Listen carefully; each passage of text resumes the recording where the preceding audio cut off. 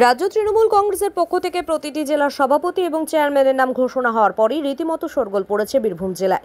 কারণ বীরভূম জেলার তৃণমূল কংগ্রেসের সভাপতি পদ সরিয়ে দেওয়া হয়েছে। বীরভূম জেলা চালাবে কোর কমিটি শেষ কথা বলবে বীরভূম জেলা তৃণমূল কংগ্রেস, এমনটাই জানানো হয়েছে রাজ্য তৃণমূল কংগ্রেসের পক্ষ থেকে। কোথাও কি তাহলে জেলা পরিষদের সভাধিপতি কাজল শেখের গুরুত্ব দেওয়ার পরিকল্পনা?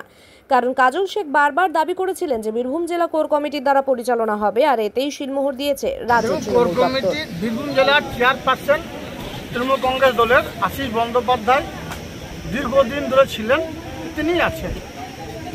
আর কলকাতা নেতাজি ইন্ডোর স্টেডিয়ামে সারা বাংলার যারা মাটি মানুষের সৈনিক আছেন তাদের সকলকে নিয়ে আমাদের দলনেত্রী বাংলার মা মাননীয় মুখ্যমন্ত্রী মাননীয় মমতা বন্দ্যোপাধ্যায় ডাক দিয়েছিলেন এবং ওই সভাতেই তিনি ডিক্লার করেছিলেন যে বীরভূম জেলা পরিচালনা করবে কোর কমিটি। সেটাই হয়েছে।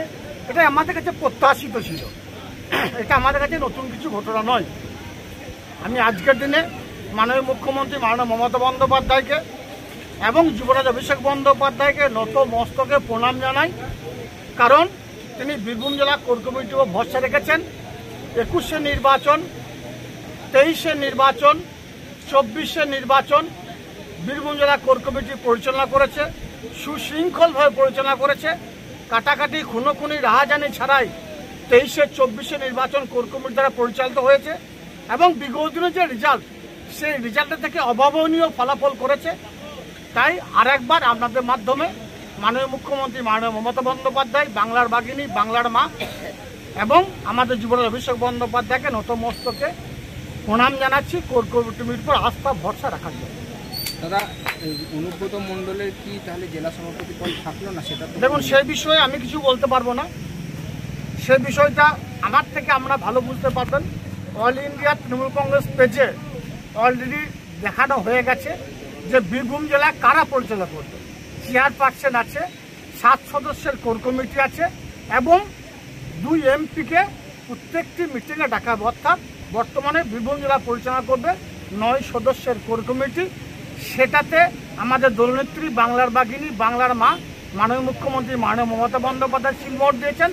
আমাদের যুবরাজ অভিষেক বন্দ্যোপাধ্যায় আমাদের উপর আস্থা রেখেছেন।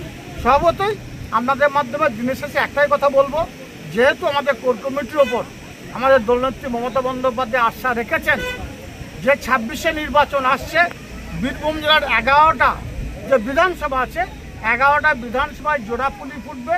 মমতা বন্দ্যোপাধ্যায়, অভিষেক বন্দ্যোপাধ্যায় যাকে দাঁড় করাবে সেই বিপুল ভোটে জয়যুক্ত হবে এবং বিরোধীদের নাস্তা নাবুদ করেছে।